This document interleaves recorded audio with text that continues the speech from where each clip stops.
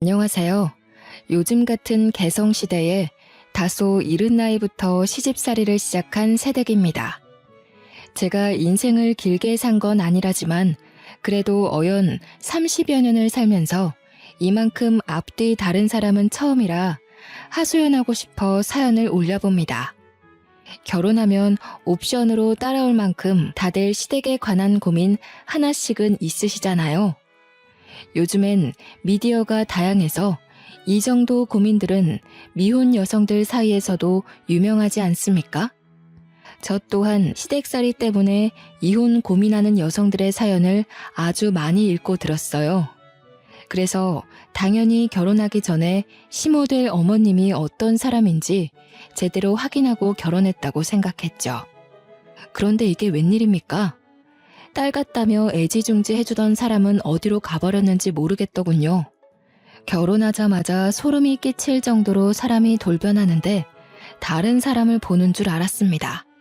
제가 평소 막장 사연 읽는 걸 좋아해서 시댁살이 사연을 많이 참고하여 철저히 시모를 알아봤다고 생각했는데 다 제 착각이었던 거죠. 사람이 작정하면 뭐든 불가능하겠냐마는 도대체 얼마나 철판이 강해야 이 정도의 눈속임이 가능한 걸까요? 정말 독이 든 성배를 마신 기분입니다. 물론 원래부터 여우 같은 시모였는데 제가 사람을 볼 줄 몰라서 못 알아본 것일 수도 있어요. 그래서 다른 분들의 생각이 궁금해 제 이야기를 사방에 공개하고자 합니다. 정말로 제가 착각할 수밖에 없었는지 아니면 애초에 시모의 여우짓이 드러났던 건지 한번 눈여겨 읽어주세요. 남편과 저는 대학 선후배로 시작된 사이입니다. 저 같은 경우는 경남 지방이 본가인데 서울로 대학을 합격해서 홀로 상경한 상황이에요. 서울로 대학을 합격한 고등학교 친구들이 몇몇 있었다만 같은 서울이라고 해도 만남이 쉽지 않더군요. 물론 서울 땅이 지방에 비해 확연히 크니 당연한 결과겠지만요. 어쨌든 결론은 아는 사람 한 명 없는 땅덩어리에 혼자 뚝 떨어진 신세가 되었다는 겁니다. 대학에 합격했을 때는 마냥 좋아서 축가받기 바빴는데 막상 서울로 올라오니까 조금 막막하더라고요. 요즘은 휴대폰만 있으면 어디든 찾아갈 수 있고 조사해 볼 수 있다지만 그렇다고 낯선 곳이 금방 적응되는 건 아니거든요. 입학식 전부터 서울에 구한 자취방에 올라와 있었기에 학교 가기 전까진 하루 종일 집에만 박혀 있었어요. 간혹 친구들과 전화를 하며 같은 처지의 상황을 공유하고 위로하는 게 다였죠. 무척 떨리는 입학식을 보내고 선후배들과 대면하는 자리가 있었는데 남편을 그 자리에서 처음 만났습니다. 솔직히 남편의 피지컬이 남들 눈에 확 들어올 만큼 잘나지는 않았어요. 사람을 외적으로 판단할 생각은 없다만 남들에게 소개시켜주면 되게 제가 아깝다는 말을 많이 들었을 정도의 비주얼이었죠. 그래서 저도 복학생으로 앉아있는 남편에게 그닥 눈길이 주지 않던 후배 중 한 명이었어요. 보니까 남편은 동기들 사이에서도 그리 적극적으로 자리를 즐기는 사람은 아니더군요. 소심해서라기보단 진중한 사람에 가까워서 이런 술자리에서 노는 게 익숙하지 않은 사람이었어요. 저는 선배들에게 잘 보이기 위해 적극적으로 노력하는 신입생이었는데 선후배를 떠나서 제 테이블에서 소외되는 사람이 있는 게 단지 싫었습니다. 그렇다 보니 제가 남편에게 가장 많이 질문을 하는 후배가 되어 있더라고요. 의도한 건 아니었는데 어느새 제 이미지가 그렇게 찍혀버려 다들 술게임하고 놀 때 저만 남편과 캠퍼스 전반에 관한 진지한 대화를 주고받았습니다. 그 자리에서 자연스레 전화번호를 주고받게 되었는데 나중에 알게 된 사실이 있다면 남편이 꽈탑이더라는 겁니다. 그날 남편에게 잘 보였던 덕분인지 남편은 제게 알아서 이렇다 할 정보를 많이 주었어요. 그래서 솔직히 학점 관리에 많은 도움을 받았답니다. 제가 꽈탑 선배님을 꽉 잡고 있다는 소문이 저희 동기들 사이에 퍼져서 친구들도 제게 많이 접근하더군요. 그로부터 받는 관심과 인기가 나쁘지 않아 저는 남편의 존재에 더 감사하며 친해졌습니다. 어느새 과제도 도움받고 별일 없어도 개인적으로 만남이 잦다 보니 제 자취집까지 공개하게 되었는데요. 남편이 서울 토박이라서 제가 서울 지리에 여전히 적응 못하고 있는 것에도 많이 도움을 주었어요. 좋은 곳에 많이 데려가주고 소개도 해주었는데 지금 생각해보니 함께 보낸 그 시간들이 모두 데이트였던 거 있죠. 비주얼이 제 스타일은 아니었지만 남편에게서 많은 걸 배우다 보니 어느덧 모르는 게 생기면 자연스레 남편을 찾게 되었고 확신 없는 계획을 앞두고도 남편에게 조언을 구하고 있더라고요. 나중에는 남편과 동거를 하는 게 아닌가 싶을 만큼 제 자취방에 남편의 물건들이 하나씩 채워졌어요. 남편이 제 집에 오는 게 당연한 수준이 되었다는 겁니다. 그러다 한날은 남편이 쉬는 날에 자취집을 찾아왔더라고요. 연락도 없이 찾아와서 놀랐지만 서프라이즈로 방문했다는 남편의 의도가 귀여워서 웃었던 기억이 납니다. 이거 반찬인데 우리 엄마가 너 먹이라고 챙겨줬어. 지방에서 올라와서 혼자 지낸다고 하니까 갖다 주라고 하더라. 부모님이 멀리 계시면 반찬 같은 거 챙겨주고 싶어도 어려울 거라고. 보고 안 먹는 것들 있으면 말해달래. 남편이 들고 온 종이 가방을 보는데 난생 처음으로 생판 모르는 남에게 감동이란 걸 느꼈습니다. 엄마가 챙겨줬다면 당연했을 보살핌을 다른 어른에게 받으니 기분이 묘하더라고요. 그날 남편이 가져온 음식은 20대 초반인 제 입맛에 맞는 음식도 있었고 돈 주고 샀다면 비쌌을 영양가 있는 반찬들도 많았어요.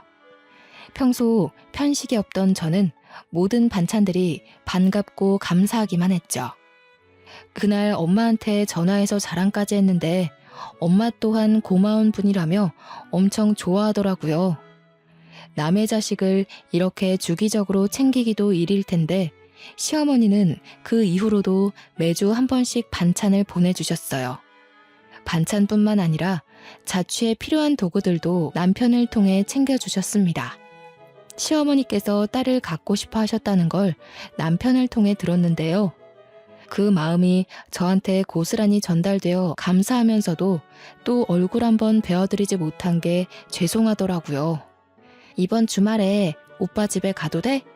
어머님한테 감사 인사드리고 싶어서. 매번 이렇게 호의를 받고 있는데 인사 한번 안 드리는 건 예의가 아닌 것 같아. 괜찮아. 엄마는 너 부담 주려고 챙기는 거 아니야. 말했잖아. 아직 나이도 어린데 타지에 혼자 와서 고생하는 모습이 안쓰러워서 마음이 쓰이는 거라고. 그러니까 나도 인사드리고 싶다는 거야. 우리 엄마도 오빠 엄마한테 엄청 감사해하고 있어. 내가 오빠 어머니에 대해 자랑을 많이 해놨거든. 서울 엄마가 따로 있다고 슬쩍 약 올려도 엄마는 그저 고맙다고 하더라. 바쁘더라도 시간 내서 꼭 인사드리래. 그게 예의라고. 남편은 그런 제 마음에 오히려 더 고맙다고 하더군요. 그래서 처음으로 남편의 집을 방문하게 되었습니다. 보통 남자친구의 집에 가는 거면 긴장되어야 정상인데 떨리는 것보단 오히려 친척 집에 방문하는 기분이었어요. 시어머니를 한 번도 뵌 적 없고 연락도 드려본 적 없는데 그동안 받은 호의가 셀 수 없이 많아서 이미 알고 있는 사이처럼 편안했죠. 어머나, 어쩜 이렇게 예쁘게도 생겼을까. 아들보다 3살이 어리다고 들었는데 그래서 그런지 아직 애기 티가 그대로 묻어있네. 오는데 교통이 불편해서 힘들었지? 얼른 앉아라. 식사 준비 곧 다 됐거든. 조금만 기다리렴. 시어머니는 저를 보자마자 가족을 대하는 것처럼 굉장히 반겨주셨습니다. 저 또한 이미 편한 마음으로 와서 그런지 그 손길이 어색하지 않더군요. 시어머니가 손수 준비하는 점심상을 도우려고 했지만 시어머니는 손사래를 치며 앉아있으라고만 했어요. 손님이면 가만히 앉아서 대접을 받아야 한다며 손 하나 까딱 못하게 하더라고요. 남편을 통해서만 시어머니의 호의를 받았던 저는 집을 한번 방문한 후로 남편만큼이나 시어머니와 친해졌습니다. 남편이 아니더라도 시어머니와 단둘이 연락을 하며 안부도 묻고 일상도 공유하며 정말 엄마와 딸처럼 지냈죠. 이렇게 남편과 남편의 식구들은 서울에 혼자 동떨어진 제게 제2의 가족 같은 존재가 되었어요. 저와 남편의 사이가 깊어진 것도 있지만 시댁에서 저와 남편을 두고 벌써부터 미래 계획까지 짜놓았더라고요. 너무 물 흐르듯 자연스럽게 진행된 관계이다 보니 결혼 또한 서로에게 당연한 절차가 되어버렸습니다. 그렇게 저와 남편은 3년의 연애 생활을 마치고 제가 졸업함으로써 결혼을 하게 되었어요. 시댁이 된 식구들도 이미 알고 있는 사이라 마음에 들었고 세심하고 배울 점이 많은 남편도 사랑하는 걸 넘어서 없어선 안 될 당연한 존재가 되었습니다. 모든 게 순조로웠고 제 마음에 쏙 들었으나 딱 한 가지 걱정되는 부분이 있었어요. 저는 자취를 한 사람이나 시어머니께서 보내주는 반찬으로 생활했고 청소나 빨래는 자취생이 할 법한 정도의 수준으로만 해왔기에 사실상 살림을 할 줄 모른다고 하는 게 맞았어요. 자신 없는 소리로 시어머니께 이 사실을 고백한 적이 있었는데 시어머니가 망설임 없이 그런 건 걱정하지 말라며 다 살면서 배우면 되는 거고 합가하는 동안에는 자신이 살림을 하면 되니 신경 쓰지 말라고 하셨습니다. 원래는 분가를 하려고 했는데 시어머니가 이제 막 졸업해서 취업한 애가 무슨 돈이 있겠냐며 처음엔 시댁에 들어와 살다가 나중에 분가하라고 하라고 하는 겁니다. 남편이랑 얘기해봤는데 남편도 그게 현명한 방향인 것 같다고 해서 저도 바로 수긍했습니다. 이때까지만 해도 결혼 참 잘했다고 생각했어요. 시댁 때문에 골머리 앓는 친구들에게 자랑조차 하기 미안할 정도로 저는 시댁이 너무 좋았죠. 이런 시댁이라면 시집와도 고생 없이 행복하게 지낼 수 있겠다 싶은 확신이 있었거든요. 그동안 받은 시어머니의 은혜에 제대로 보답해드려야지 하는 마음만 굴뚝 같았어요. 예정에 없던 시댁에 들어가게 되었지만 이미 시댁이 친정 못지않게 편해서 거부감이 전혀 없었어요. 우리 부모님도 상견례 때 시댁을 처음 만난 후 사돈되는 사람들이 너무 좋은 분들 같다며 딸을 보내기에 안심이 된다고 하더군요. 남편한테도 똑똑하고 든든한 사위라며 덕담을 많이 해주었습니다. 그렇게 시댁에 들어간 지 한 달 정도 되는 시점이었을 겁니다. 뒤늦게 신혼여행 때 허니문 베이비가 생겼다는 걸 알게 되었어요. 조금 독특하다 싶은 꿈을 꾸었는데 그 꿈이 주는 느낌이 너무 묘해서 임신 테스트기로 측정을 해보고 알았거든요. 남편이 직장인이라 혼자서 그 영광적인 순간을 맞이했는데요. 남편이 바로 달려와 줄 수 있는 게 아니라서 어쩔 수 없이 혼자 산부인과로 달려갔습니다. 임신이 확실하다는 결과를 얻고 병원을 나와서 바로 남편에게 전화를 걸었어요. 정말? 생각도 못하고 있었는데 임신이라니. 우선 너무 축하해. 너무 기쁘다. 오늘은 집에 일찍 들어가야겠어. 뭐 먹고 싶은 거 없어? 평소에 해산물 좋아했잖아. 좀 사갈까? 입덧 같은 건 아직 할 시기가 아닌가? 어떤 게 입에 안 맞을지부터 알아놔야겠네. 나중에 병원 한 번 더 같이 가자. 마치고 바로 집 갈 테니까 무리하지 말고 쉬고 있어. 남편이 평소 들뜨는 성격은 아니었던지라 임신 소식을 알려도 목소리가 차분하기만 했어요. 그래도 다른 때보다 말수가 많아진 것 보면 남편 또한 기뻐서 흥분한 상태라는 걸 직감할 수 있었죠. 임신이란 건 엄마처럼 어른스럽고 준비된 사람에게만 찾아오는 축복이라고 생각했는데 한 번도 생각해보지 않은 제게 아이가 생겼다는 것이 믿기지 않았어요. 잘할 수 있을까? 좋은 엄마가 될 수 있을까? 이런저런 걱정에 두렵기도 했지만 그만큼 왠지 모를 설렘도 크게 뒤따랐죠. 남편 다음으로 친정 식구들한테도 전화를 해서 임신 소식을 알렸더니 목소리 크신 엄마가 너무 기뻐 소리를 지르더라고요. 엄마 목청이 원래 크다는 걸 알았지만 그날따라 전화기가 터지는 줄 알았습니다. 엄마랑 통화가 길어져 내내 전화기만 들고 있다 보니 어느새 집에 도착을 했어요. 그런데 TV도 안 틀고 거실에 가만히 앉아있는 시어머니를 마주했는데 표정이 너무 안 좋으신 겁니다. 저런 먹구름 낀 안색을 한 번도 보지 못했는데 순간 평소와 다른 분위기를 느꼈죠. 너는 애가 어찌 된 게 나가면 나간다 말도 없이 외출을 하니? 집에 있는 사람 생각은 안 하니? 종일 집에 있던 사람이 갑자기 없어지면 같이 있는 식구가 놀랄 거란 생각은 안 해봤어? 아직도 처녀 때처럼 철부지 행동을 하면 어떡하니? 너 지금 한 집안의 안사람이야. 이런 자질구레한 실수는 더 이상 해서는 안 되지. 네 시아비 오늘은 집에서 점심을 먹었다. 점심상을 시엠이 혼자 준비하게 했다고 한 소리 하시더라. 아, 죄송해요 어머님. 저 산부인과 다녀오는 길이에요. 임신이라고 하더라고요. 집에서 2줄 확인했는데 너무 놀라서 말씀드리고 나가는 걸 깜빡했어요. 놀라셨죠? 정말 죄송해요. 시어머니는 제가 연락도 없이 사라진 것에 많이 놀라면서도 임신 소식에 당황하기도 하였습니다. 지금에서야 생각해보면 이게 당황할 일인가 싶었는데 그때는 그저 시어머니의 마음을 풀어주고자 하는 생각 때문에 그 부분을 알아차리지 못했죠. 아마 제게 고구마 시월드가 열린 것이 이렇게 임신 소식을 알린 후부터 시작되었네요.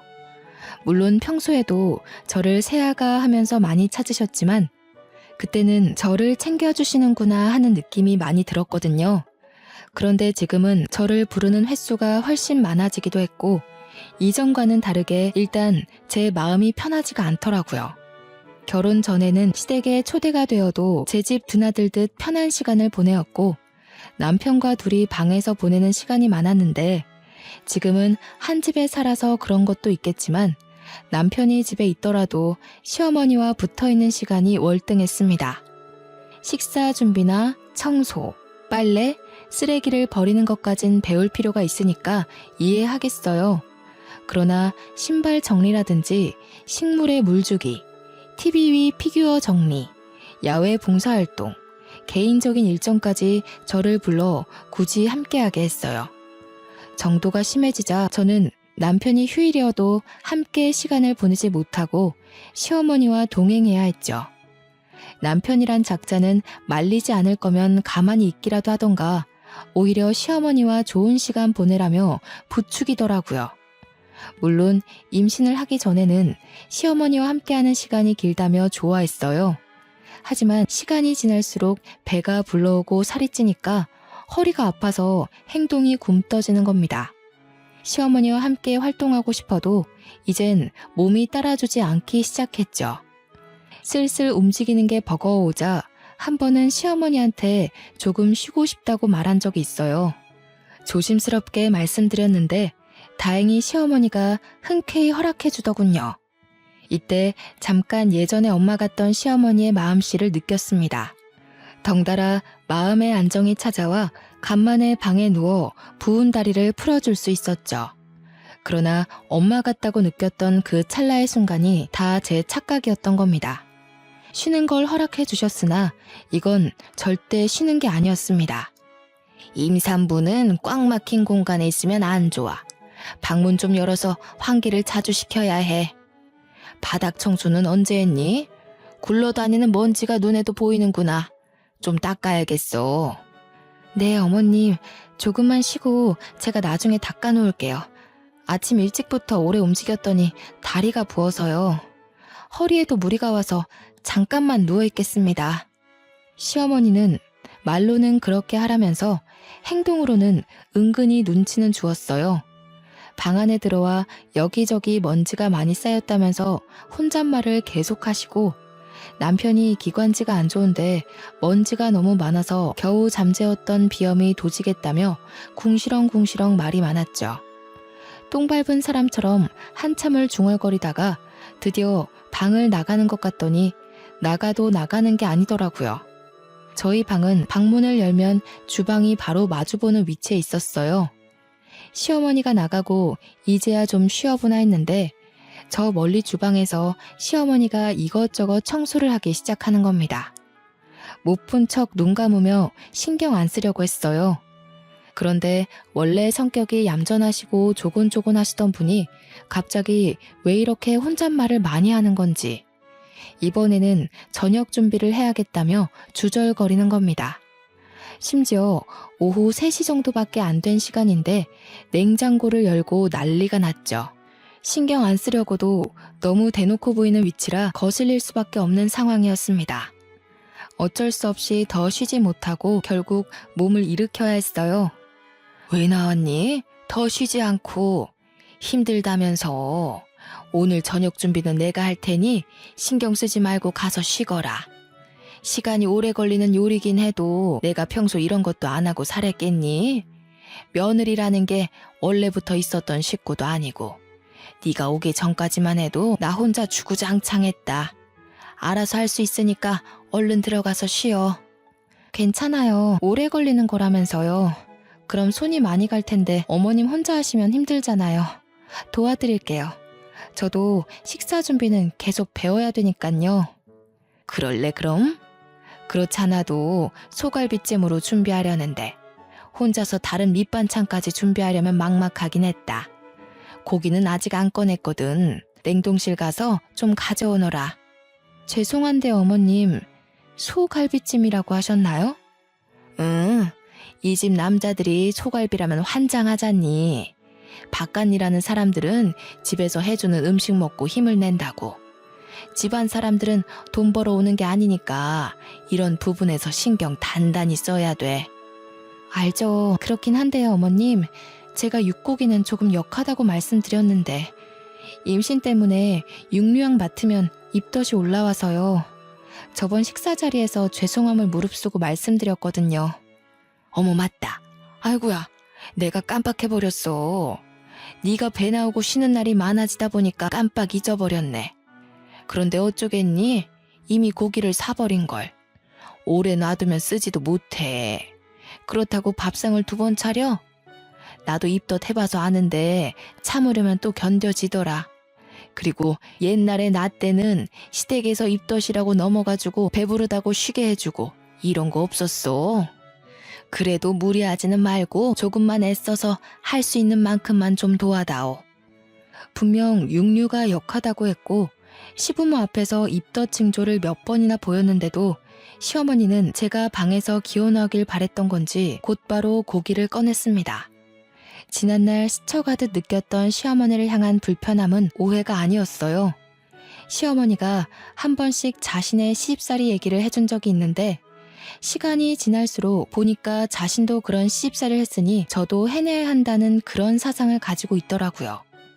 한 번도 시어머니가 불편하다고 느껴본 적이 없는데 이때를 시작으로 시어머니 곁이 낯설어지기 시작했어요. 결국 저는 올라오는 구역질을 참으며 장작 3시간 동안을 주방에 서서 저녁 준비를 했습니다. 메뉴는 소갈비찜뿐만 아니라 여러모로 신경을 많이 기울여야 하는 곰탕까지 준비하는 바람에 중간에 화장실도 여러 번 갔어요. 그럼에도 시어머니는 제가 입덧 때문에 고생하는 걸 계속 모른 채 하더라고요. 저는 결국 쉬지도 못하고 끝까지 저녁 준비를 마쳤습니다. 나오는 건 없는데 구역질만 반복하다 보니 속이 아려서 눈물이 나더군요. 그중에 내일 먹을 곰탕을 굳이 지금 준비했다는 것이 내 심기를 더 불편하게 만들었어요. 이젠 안 좋은 쪽으로 생각이 들 수밖에 없더라고요. 그런 건 1시간 정도 쉬고 해도 될 일인데 혹시 내가 쉬고 있는 모습이 싫어서 장깨 부린 건가 싶은 생각이 들었죠. 어느 날은 임신한 저를 위해 친정에서 전복을 한가득 보내주었습니다. 제가 해산물을 좋아하기도 했고 우리 집이 어장을 했기에 평소에도 해산물을 풍족하게 즐겼거든요. 다행히 해산물 앞에서는 입덧을 하지 않더라고요. 큰 아이스박스에 전복이 택배로 도착했는데 그걸 시어머니가 먼저 받아서 주방에 옮겨놨어요. 나날이 몸이 힘들어져서 한 발 늦게 방에서 나온 제가 시어머니와 함께 정리를 하려 했어요. 그런데 시어머니가 기분 나쁠 정도로 계속 한숨을 푹푹 쉬는 겁니다. 아유, 사돈도 생각이 짧으시지. 가정집에서 이만한 양의 전복을 어디다 쓰니? 나중에 미역국에나 다 집어넣어야겠다. 미역국에 전복을 넣는 건 좋지만 이 비싼 전복을 겨우 미역국에만 해먹는 건 사실 돈 날리는 것과 같습니다. 시어머니가 잘 모르는 것 같아서 기분 나쁘지 않게 설명을 드렸더니 오히려 그것에 더 기분이 상했나 봅니다. 내가 뭐 그런 상식도 몰라서 이러는 줄 아니? 내가 틀린 말을 한 것도 아니고 생각을 해봐라. 지난번에 보내준 문어 5마리도 겨우 동네에서 냉동 보관했어. 너도 냉장고 상태 봤지 않니? 문어도 집에 먹는 사람이 없어서 해결 못하고 있는데 이건 또 어떻게 다 보관하라고. 아가, 너도 친정이라고 무작정 감싸줄 게 아니야. 해산물도 한두 번이지 계속 먹으면 물린다는 걸 모르시나 봐. 네 시아버지랑 남편은 육류 좋아하는데 계속 해산물만 내주면 어디 힘내서 일을 나가겠어? 시어머니가 톤이 차분한 편이라 조곤조곤 말씀하시는데 옛날에는 그 분위기에서 묻어나는 우아함이 멋있어 보였다면 지금은 그저 얄밉고 서운하게만 들리더라고요. 문어도 제사 때 한 번 꺼내서 손질하고는 냉동실에서 한 번도 꺼낸 적이 없으십니다. 시아버지와 남편이 육류만 찾는 것도 아니었고 해산물을 싫어하는 건 더더욱 아니었어요. 시어머니는 제가 해산물 좋아하는 걸 알고 있어요. 그래서 결혼 전에도 제게 해산물 반찬을 꼬박 보내주시던 분이었거든요. 그런데 이제 와서 해산물 재료를 보고 툴툴거리는 모습이 너무 황당하다는 거죠.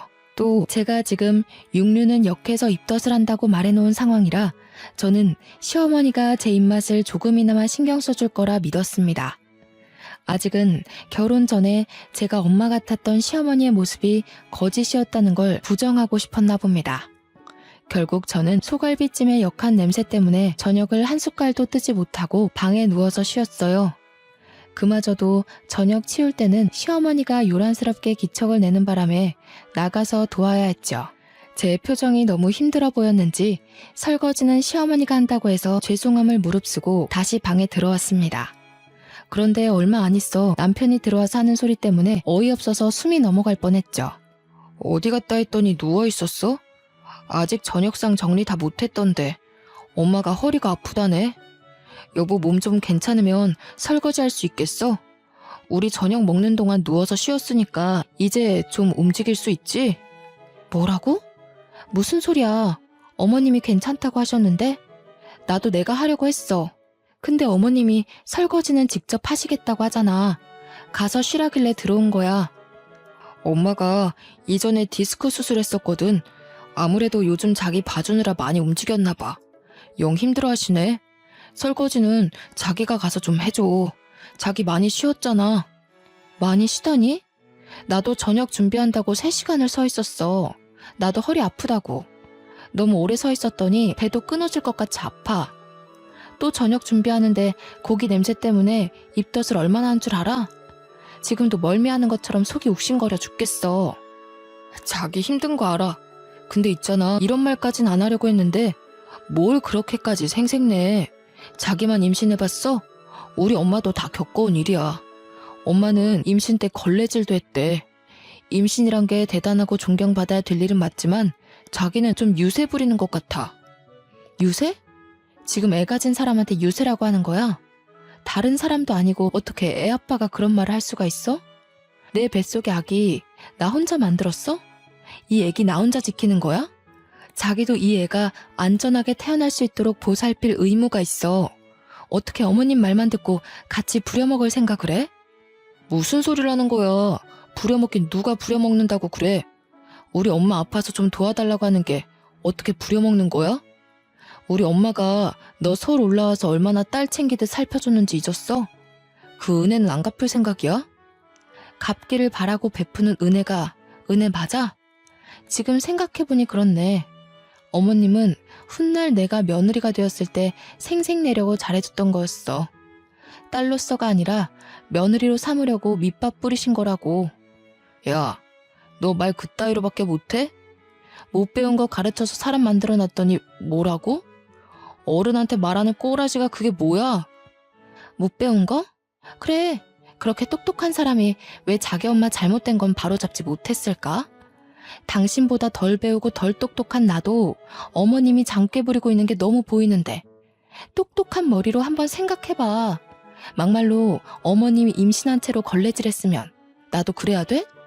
어머님이 지독한 시집살이 겪었으면 나까지 생지옥을 겪어야 되는 거야? 이런 건 어디서 내려온 세습인데? 자기 집에서만 전해져 오는 전통 같은 거야? 대체 갑자기 왜 이래? 왜 이렇게 버르장머리가 없어졌어? 임신 때문에 겪는 우울증 뭐 그런 거야? 어와동동 해주길 바래서 지금 떼쓰는 거야? 그런 거면 차라리 날 괴롭혀. 몸 아픈 우리 엄마 힘들게 하지 말고. 몸 아픈 우리 엄마라 되게 우습다. 나 여태 자기한테 서운했던 적 한 번도 없었는데 지금은 너무 미워. 남편은 말 그대로 남의 편이라더니 나는 이런 일을 안 겪을 줄 알았는데 아무래도 똥차에 탄 것 같아.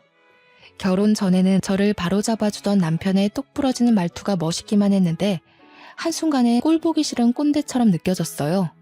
벽과 대화하는 기분이었죠. 더 이상 말씨름할 기운이 없어서 결국 설거지를 하러 나왔습니다.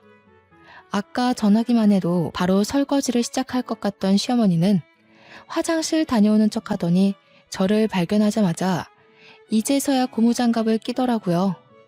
남편에게 퍼붓고 나니 시어머니의 여우 같은 행동이 좀 더 객관적으로 봐지더군요. 저는 그날 잠들기 전까지 남편의 존재를 투명인간 취급했습니다. 남편이 말을 걸어도 대화를 받아주지 않았어요. 저는요, 그날 하루 저녁 안 먹고 쉬었던 시간 말고는 10분 이상 누워본 적이 없었습니다. 다 늦은 밤에서야 잠자리에 누웠는데 너무 고단하고 서러웠던 마음에 눈물이 나는 겁니다. 멀리 있는 엄마가 너무 보고 싶어서 거의 충동적으로 장문의 문자를 보내버렸지 뭡니까.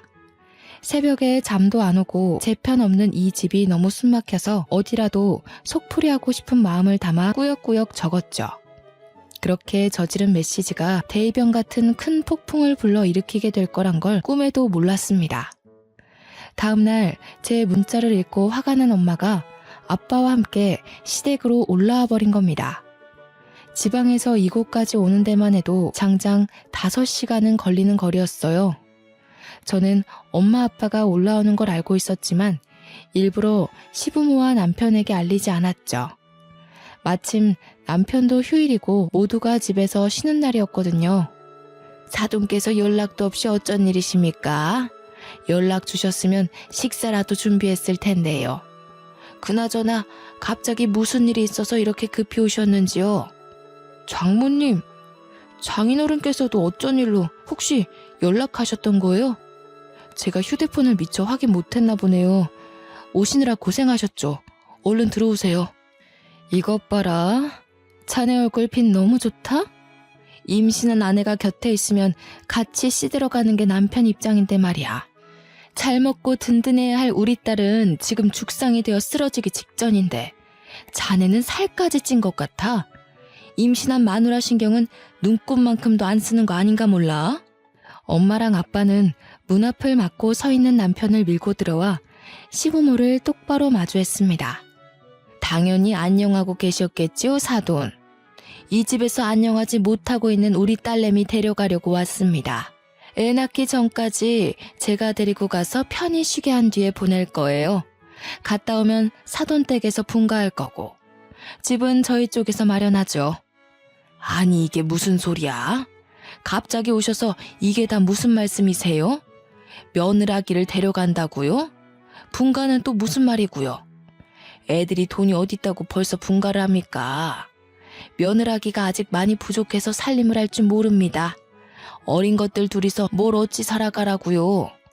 살림은 직접 부딪히면서 배우는 겁니다. 그리고 사돈이 뭔데 제 딸을 부족하다고 말하는 거죠? 그렇군요. 애초에 우리 딸은 부족하다.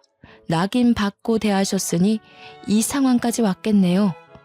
도대체 애 가진 딸을 얼마나 구워 삶았으면 애가 아파도 끽소리 못하고 멀리 사는 지 애미한테 문자를 다 합니까? 남편한테도 그렇고 시댁에 말 못한 게 있는데 우리 엄마 성깔이 좀 세서 웬만한 말빨 좋다는 역술가들을 가볍게 이기는 수준이에요. 아빠도 엄마한테 잡혀 살았을 정도지요. 제 딸 입에 들어갈 해산물 보내는 것도 그리 고가웠어요. 입덧 때문에 육고기 근처도 못 가는 며느리를 3시간이나 세워서 요리시킬 만큼? 이렇게 달달 볶고 싶으셔서 결혼하기 전에는 어떻게 참으셨대요? 이럴 거면 딸 같다는 입에 발린 소리로 살살 구슬리지나 말지. 다 늙은 사람이 어린애를 상대로 뭐 하는 짓입니까? 추잡스럽게. 뭐라고요? 이보세요, 사돈. 너무 무례한 거 아닌가요? 도대체 무슨 소리를 듣고 이러시는지 모르겠는데 아무래도 실컷 오해하신 것 같은데 앞뒤 상황 다 들어보시고 따지셔야 하는 거 아닙니까? 무턱대고 목소리만 높이는 사돈이야말로 추잡스러운 행동을 하고 있는 거 아닌가요? 아, 지금 보니 우리 딸이 얼마나 시달렸는지가 확실히 보이네요. 상견례까지만 해도 고상한 척 다 하시더니 그 속내가 이렇게 저렴하기 짝이 없었다니. 요즘 같은 세상에 사돈 같은 시엠이 내세우면 돌맞습니다. 장모님, 말씀이 좀 지나치신 거 아닌가요? 어떤 서운한 점이 있으셨는지 모르겠다만 예고 없이 찾아오시는 건 같은 식구끼리도 조심해야 할 부분이지 않나 싶어요. 말 잘 텄네, 자네. 워낙 존재감이 없어서 하마터면 자네를 잊고 내려갈 뻔했어. 그랬다면 속 터져서 다시 올라왔을지도 모를 일이지. 살면서 자네 주제를 잊은 것 같아서 똑똑히 색이라고 다시 일러주겠네. 처음부터 내 눈에 자네는 겨우 10점짜리 사윗감이었어. 그런데 오늘부로 0점짜리야. 여기서 마이너스로 내려가는 순간 그 길로 자네랑 내 딸은 이혼하는 거야. 어머 사돈, 이혼까지 논하시고 도대체 다짜고짜 와서 이 무슨 행패이세요? 이제 더 이상 예의를 못 갖추겠네요. 왜 남의 집 귀한 자식을 평가지릅니까? 당장 사과하세요. 잘 들으세요, 사돈. 이 망할 집구석에 들어오기 전에 우리 예쁜 딸이랑 결혼하겠다고 줄을 섰던 잘난 집 아들들만 몇 트럭이었어요. 그 중에서 사돈 아들이 제일 못생기고 돈도 없는 집구석인데 그래도 결혼을 시킨 이유는 우리 딸이 너무 좋아하기도 했고 딸한테 마음 다 바쳐 헌신하는 모습이 만족스러웠기 때문이었어요. 그런데 어쩌고 어째요? 못생긴 것이 주둥이만 살아서 임신이 유세니하는 소리를 짓거려요? 예? 장모님, 오해세요. 자기 도대체 장모님께 뭐라고 말씀드린 거야? 자기가 어제 나보고 그랬잖아. 어머님은 임신하고 걸레질도 했다면서 나보고 유세 떨지 말라며. 임신 나만 하는 거 아니라고. 사돈, 임신하고 걸레질을 한 게 자랑인가요? 그런 걸 못 살았다고 표현하는 거예요. 어디 가르칠 게 없어서 남의 집 귀한 자식한테 거지 같은 경험을 강요해요? 앞으로 조금이라도 내 딸 불편하게 하는 일 있으면 바로 이혼 요구할 겁니다. 우리는 이딴 사위 아쉬울 것 없어요. 엄마가 더는 끼어들 틈 없이 퍼붓는 바람에 시댁 식구들은 갈수록 꿀먹은 벙어리가 되더군요. 우리 엄마가 언성도 워낙 높고 성격도 드세서 그 기세에 조곤조곤한 시어머니의 성격이 완전 묻혀버렸지 뭐예요. 결국 시부모님은 친정부모가 저를 데려가는데도 인사조차 못할 만큼 입도 번긋 못했어요. 그리고 엄마는 끝까지 붙잡으러 따라온 사위 매몰차게 밀어내곤 그대로 저를 싣고 지방으로 내려왔습니다. 저는 출산부터 산후조리까지 친정 쪽에서 무사히 마친 후에야 서울로 복귀하게 되었죠. 이미 분가할 집까지 마련해뒀기에 시댁엔 전화로만 인사를 전하고 분가한 집으로 바로 이동했습니다. 남편은 친정 때문에 잔뜩 기가 죽어있더라고요. 늘 제 머리 꼭대기에서 저를 자기 입맛대로 다루던 남편이 이렇게까지 눈치 보는 건 처음 봤습니다. 이제 막 시작한 분가라 살림에 실수가 많았는데도 이래라 저래라 지적질을 못하더군요. 남편 성격에 자존심이 많이 상했을 텐데도 이혼하기는 또 싫었나 봅니다.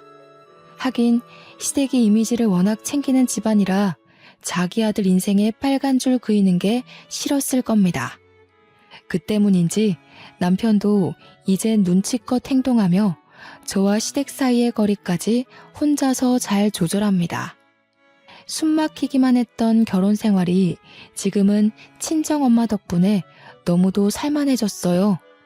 애 키우는 게 예산일이 아닌데 육아 스트레스와 더불어 고부간의 갈등까지 심화되었다면 아마 제가 먼저 참지 못하고 남편에게 이혼을 요구했을지도 모를 일이었죠. 저는 결코 우리 엄마가 오버했다고 생각하지 않습니다. 배 아파 낳은 소중한 자식이 남의 집 손에 굴려지는 걸 보고 가만히 있을 부모가 어디 있겠습니까?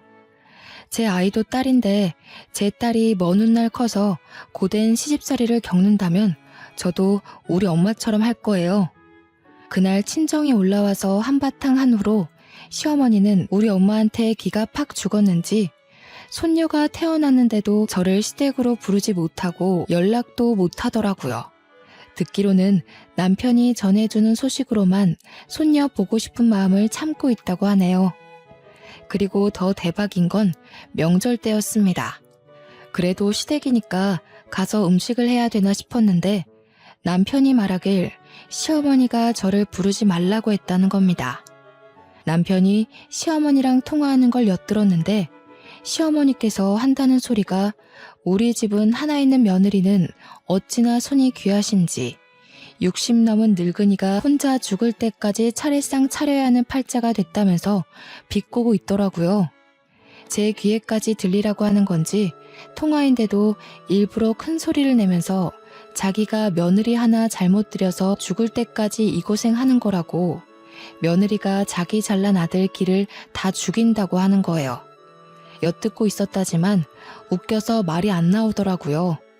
근데 더 웃긴 건 남편은 지 엄마보다 우리 엄마가 더 무서웠나 봅니다. 지 엄마가 오지 말라고 한 게 진심은 아닐 텐데 저보고 여보는 시댁엔 절대 오지 마 이렇게 말하더군요. 저는 시어머니의 돌려말하기 화법을 잘 알아서 시어머니의 진짜 진심이 뭔지 눈치챘지만 남편은 자기 엄마인데도 말뜻을 제대로 못 알아먹더라고요. 이 상황 자체가 너무 꼬셔서 일부러 눈치 없는 척 시댁의 발길을 끊었습니다. 가끔씩 전화와서 저를 살펴주는 엄마한테도 지금 너무 편하게 잘 살고 있다고 이게 다 엄마 덕분이라고 말해주니 다시 한 번 더 사위가 교통정리 못하면 당장 부르라고 하네요. 그 전화를 끊고 나서 얼마나 든든하고 어깨가 펴지던지 그 자리에서 한참을 호탕하게 웃었습니다. 솔직히 며느리 된 입장으로서 시부모를 공경해야 되는 건 맞지만 너무 자기 가족만 생각하는 시어머니를 위해 저를 낮추면서까지 가까이 지내고 싶진 않습니다. 제 부모님한테 그렇게 배우면서 자랐거든요. 저는 공경을 하기 위해 며느리란 직책을 받아들인 거지 얕은 아량으로 용심이나 부리는 시어머니의 비위를 맞추고자 며느리가 된 게 아니기도 하니까요. 아마 세월이 좀 흐르고 한번 뒤집혔던 그때의 사건이 서서히 잊혀질 때쯤이면 시어머니가 혼자 일하다 힘들어서 또 저를 부를지도 모르죠. 설령 그렇더라도 이제는 다 상관이 없습니다. 저는 그때마다 시댁에 남편을 대신 보낼 예정이거든요. 현재는 속 시원하게 상황이 해결되어 편한 생활을 보내고 있다만 제 사연을 읽어보신 여러분들은 어떤 생각이 드셨나요? 여러분이라면 결혼하기 전에 저런 앞뒤 다른 시어머니의 여우습성을 눈치챘을 것 같으신가요? 되도록 이런 사기꾼 같은 사람과는 엮이지 않으셨으면 좋겠습니다. 저처럼 그게 어쩔 수 없는 식구가 되어버렸다면 잘못한 게 없으니 기죽지 마시고 현명하게 헤쳐나가시길 바랍니다. 징글징글해서 뒤돌아보기 싫은 제 속풀이 읽느라 고생하셨습니다. 다들 고마워요. 좋은 밤 되세요.